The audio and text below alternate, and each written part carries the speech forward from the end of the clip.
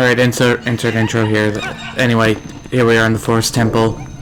Here we are, you know, swimming across the monkeys. That's our next big, wonderful thing. You can just jump across the sledge. Monkey will throw you across the gap. Get to the door. Pointless vines here. I don't know why they're here.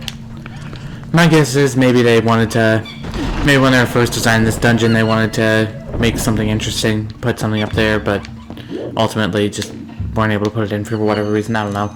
Anyway, here's a new enemy, Bomblings. They're like bomb shoes from previous Zelda games. They'll run at you. You can pick them up. You can throw them around. They're like bombs. Anyway, break some jars, because that's what you do, because that's the Zelda game. Put up with the annoying text again. You find whatever this thing is. Phew, out at last. Gracious, once I got in there, I couldn't squeeze back out. You were a big help, thanks. I've been looking for something in here, you see? Gracious, yes. You must need something here, too. Shall we try working together for a while, fellow adventurer? You may not think I look like much, but I can be quite helpful. I can even warp you out of here if you want to leave. So don't think of me as a burden. Now let's get started. You met Uko. If you call her in a dungeon, she'll let you out and allow you to return money won. On the minus screen, blah. We already know how this goes. Anyway, fun facts about Uko. Number one, she's based on a spell from Ocarina of Time. It's called Pharaoh's Wind. Long and short of it is, Pharaoh's Wind would allow you to warp through dungeons more easily. Dang it. You can do the cool shooting animation with those guys. So, Uko takes her inspiration from that. You might be wondering, what kind of ridiculous, stupid, idiotic name is Uko? And the answer to that is, it's based on, it's another, like, Easter egg of Zelda history. The color code for green, which was Link's primary color in the first game, back in the NES days, was 00CC00. So they just made that her name. Oh. Can't jump across the ledge or else the giant spider will kill you. Fortunately, there's a blue rupee down there, and also a way back up, so that's pretty easy.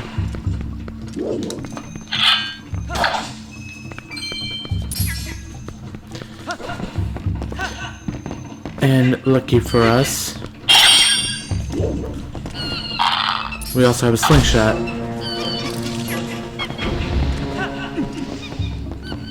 And a not terribly smart spider.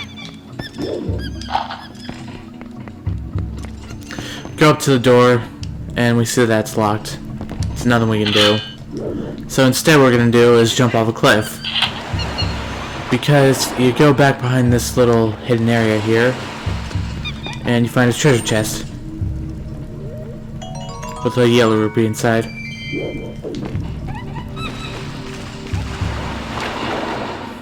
And there's a vine making it even easier to get back up here.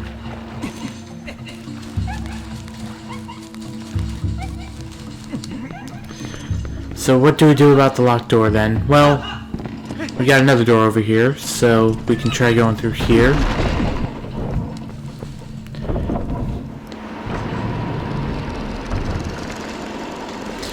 And as you can see, we're back in that big central room where we met the monkey earlier. We also have another new interesting little detail here. The wind. As you can see, the wind gusts will kick up and spin the propellers on top of these bridges here, moving the platforms and making it possible to either get across these ledges or not, depending on which way which position they're in. That's important because in this room we have another bridge with another propeller on it, but it's indoors, so there's no wind. So there's nothing we can do about that right now, but there is a treasure chest right here. We open it up. Got a small key. Let's open the locked door, but only in this area. Fortunately, we encountered a locked door earlier.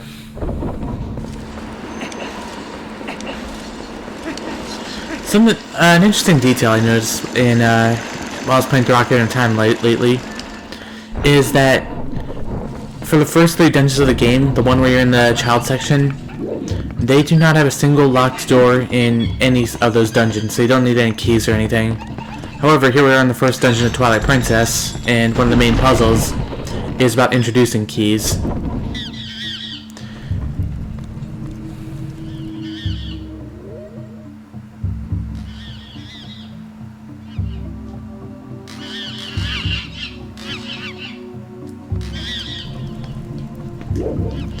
So that's a very interesting little quirk about Ocarina of Time. There's more useless mines there. Maybe there was supposed to be a treasure chest up there. In fact, that seems highly probable that maybe the original plan was to put a chest up on top of a ledge up there, because right below these vines you can find a treasure chest right here with a yellow rupee.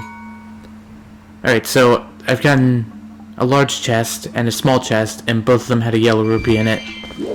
Just in this one video.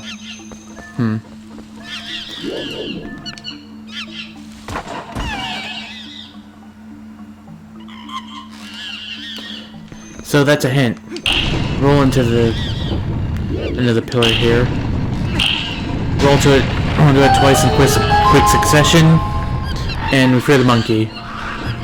And set a bunch of goblins loose on us.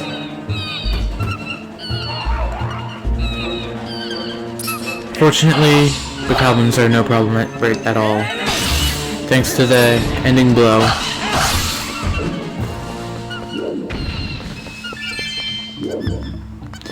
And now that's 2 monkeys freed.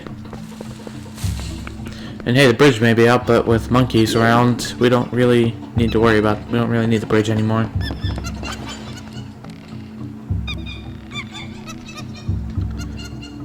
So now we have to time our jumps more carefully. We have to, you know, we need 2 monkeys to get across, not just 1. So it seems like that's what that monkey wanted. And there's nothing else in this room, so... Oof. So I guess we're free to just keep going back.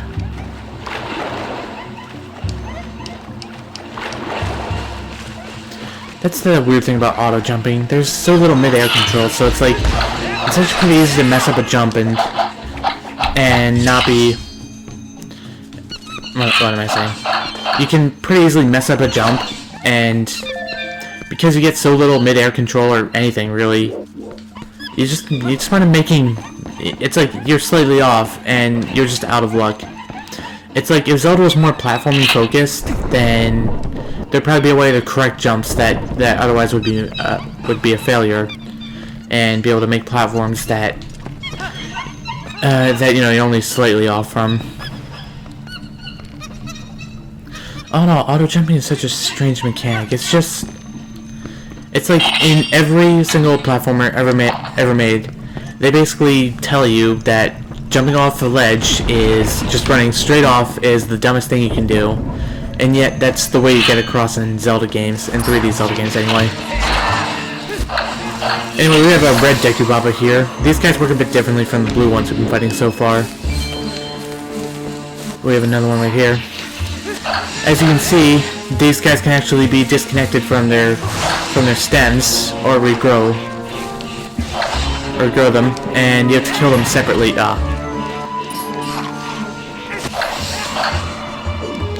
So they're a bit tougher than the last ones, than the Deku Babas we've been fighting so far.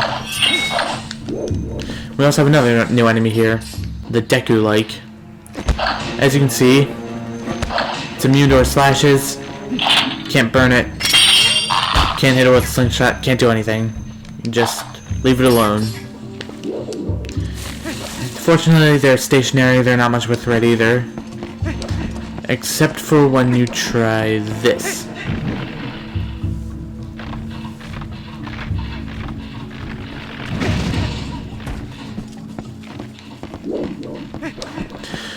You can't jump over them or else they'll just eat you alive in a rather horrifying manner. If I could get some hearts, that would be great. Ah, here we are.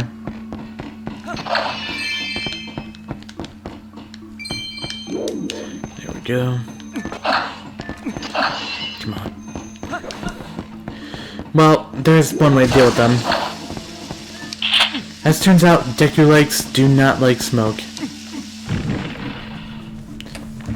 Let's see if anyone gets that reference.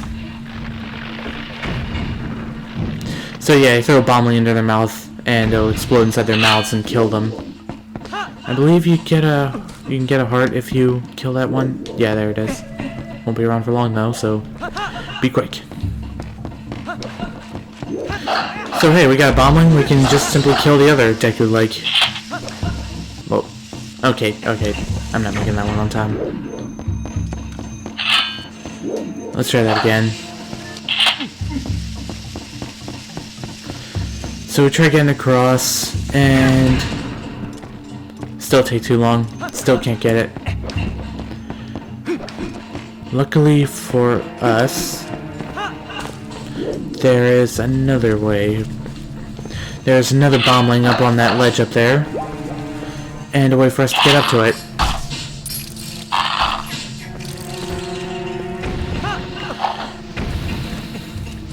So we get rid of the little Watchulets there, make our way upwards, and we have another bombling. Throw that one down the ledge. Deku-like eats that.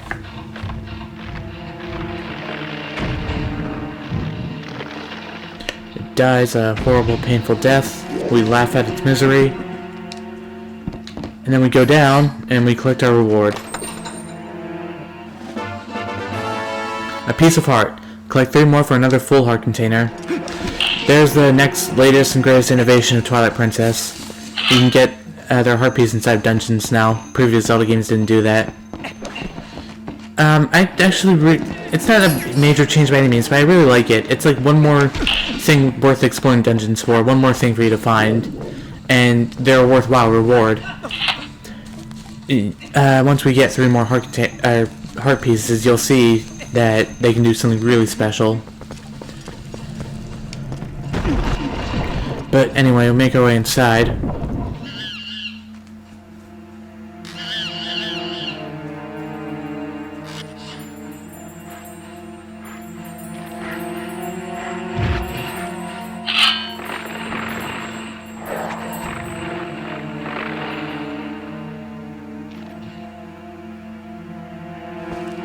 And we have a rather unique enemy here. A Deku Baba connects to a Deku-like, it seems. So, fortunately, fighting this guy is just like fighting a Deku Baba, except he has way more health. Let's lock on one constantly break, that'd be great.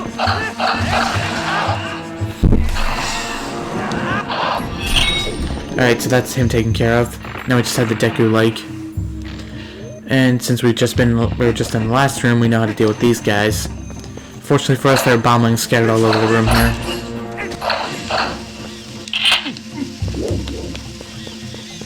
So throw the the bombling inside the Deku-like, kill it, and we get something that I find pretty annoying here.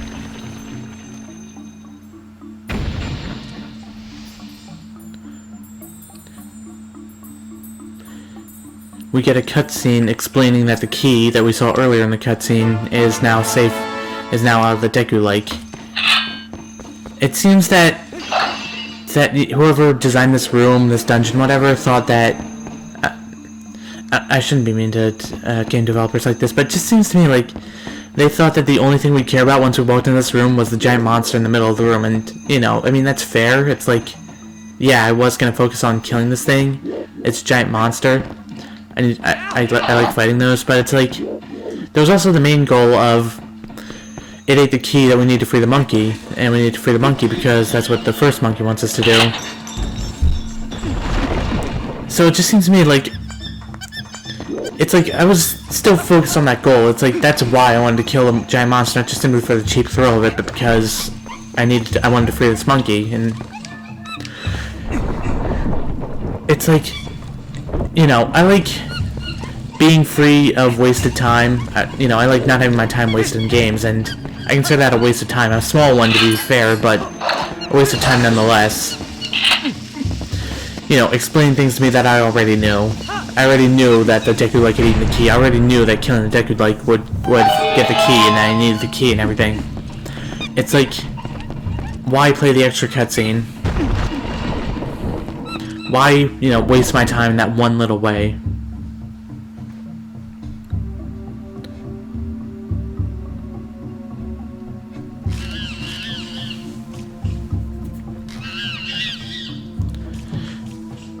Now, this is a more worthwhile cutscene. You wouldn't immediately know there's a monkey trapped in this room just by walking in. But, so it's like having a real reason to want to explore this room, having a real goal to accomplish will, you know, being aware of what the goal is as soon as you walk in makes you like want to explore this room a bit more. Anyway, knock this treasure chest down. You can't open it from the back. Speaking of saving wasted time, that's one thing Breath of the Wild lets you do. Got a small key, which we need to free the monkey, so hey, we're on the right track here. Breath of the Wild, you can open treasure chests even if they're upside down. You can open them from any angle, pretty much, which is nice. It's like you're saving, once again, cutting down wasted time. It's like, I didn't mean to do that. It's like, I wouldn't have knocked the treasure chest down if I didn't want whatever was inside of it, so just let me have it. Why do I need to be right in front of the treasure chest? It doesn't make any sense. Anyway, on this bridge we get a new type of enemy, the tile worm. These guys are pretty annoying. As you can see, step on them and they'll knock you off. They can even knock you into the water, which makes them pretty dangerous, but fortunately they kind of give you a tell that they're nearby. They kind of poke their heads out of the floor just before before you walk onto them, so yeah, you get a warning. We also have some unlit torches. If this game has taught you anything so far, it's that torches are always important, especially when they're not lit. So yeah, lighting the torches will open up the staircase. Another pointless cutscene. It's like I already saw the staircase was completed. I'm just gonna start rating cutscenes based on how much I really need to see them from here on, aren't I? Not like story cutscenes, you know, ones that advance the story. More like just these little ones that tell you certain, they like give you clues about things. It's like, once again, telling me things I already know. Okay. Get a chest up here. And that contains a red rupee, which is worth 20.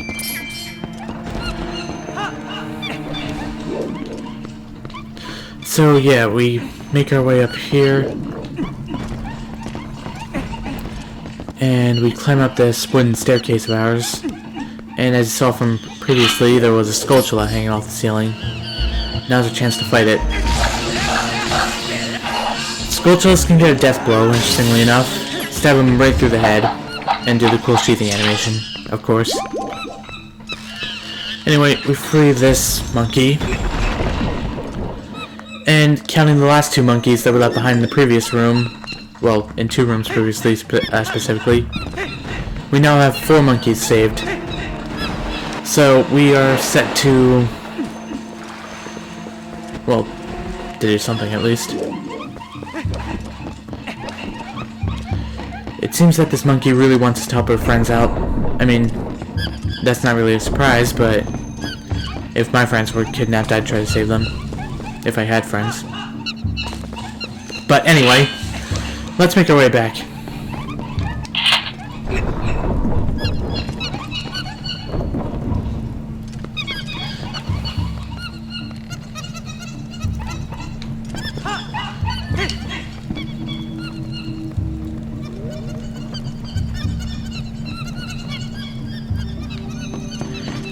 And now we have 4 monkeys saved, so it seems they want us to go through this door.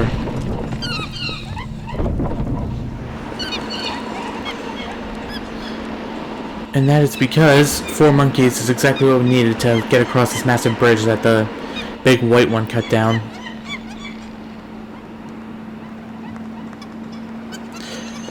So here we are. And this is what's called challenge escalation.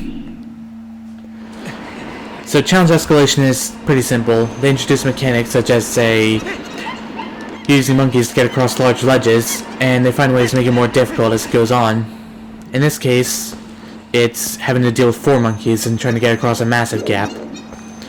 So previously there was only 1 monkey getting across a small gap, then it was 2 monkeys getting across a slightly wider gap, and now it's 4 monkeys getting across a essentially gorge. So anyway, as we recall, the monkey ran through this door, so it seems that we can finally go meet up with him and figure out just what's going on here.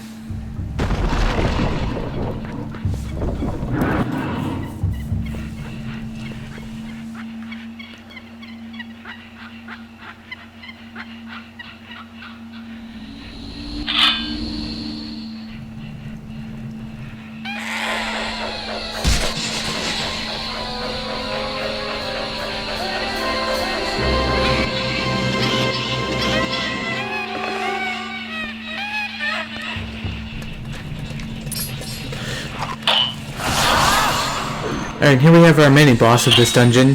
He starts out by throwing a bunch of those red Deku Babas at you, but since they're already cut off from the stem, they're no trouble at all. His main thing is that he's gonna be throwing this boomerang at you from atop these pillars and cutting down these Deku Babas as time goes on, giving you more stuff to deal with. What you want to do is, well, basically, yes, Minna. That guy's dancing at the top of that pillar. I think he's making fun of you. A lot of fools up there dancing. That's your chance to take him down. Of course, this is making use of stuff we've already seen throughout the dungeon. Roll into the pillar, knock him off balance, and he'll get hit by his own boomerang, leaving his weak spot, which is his butt, open to attack.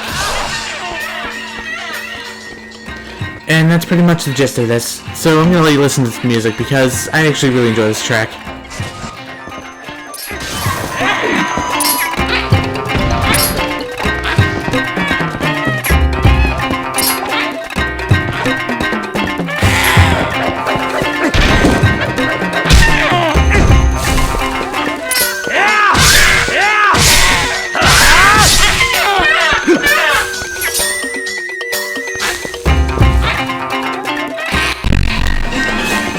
I don't know why, but I've always found this one to be really memorable. Just so catchy and, you know, memorable, I guess, for lack of a better word. It's just one of those things that sticks out to me from Twilight Princess. I guess, like,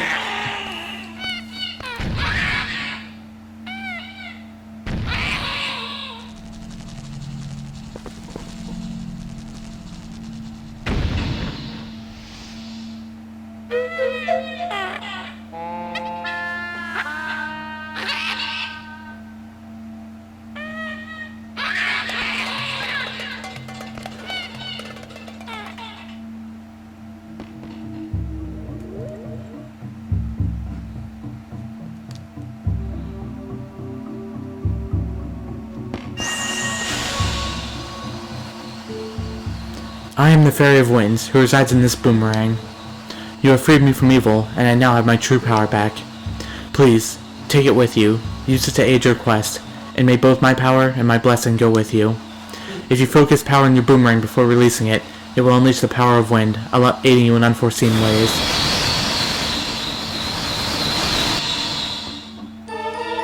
You got the Gale Boomerang. This mysterious boomerang houses the Fairy of Winds. On the minus screen set to B, use the remote to find targets and press B to throw it and suck things up with Gale Force. Lock onto objects with a targeting reticule by pressing Z while holding B.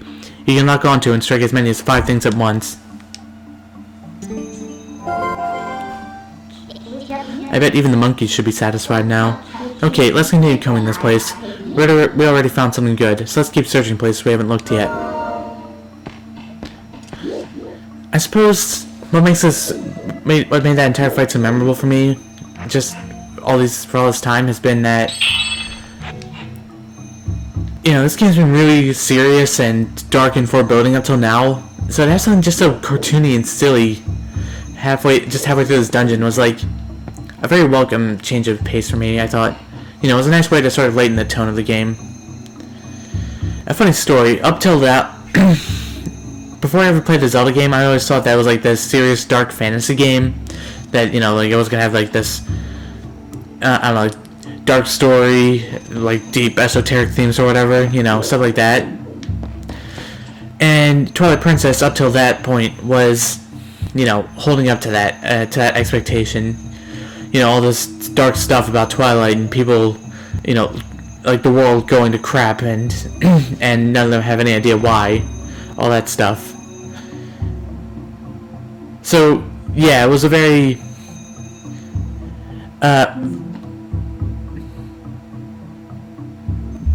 don't know what that was about. So many misconceptions were shattered in just that one moment. It's like at that point I realized that Zelda's far goofier and sillier, like, even at its darkest. In games like Majora's Mask, for example, it still has stuff like that guy who dances and you get the dancing mask and you get to do that weird dance and everything. It's like even the darkest Zelda games still have a lot of silliness and fun to them. I suppose that's why Zelda's always been such a special franchise to me. It's just like a game that you can just, you know, you can just sink into it and not get too caught up in some serious dark story about, I don't know, edginess or whatever. Anyway, I think that's gonna be all for now. So, next time on Twilight Princess, we'll get to play around with our boomerang, and maybe find something else in here. It seems that dark power that the spirit mentioned is still somewhere in here. See you guys then.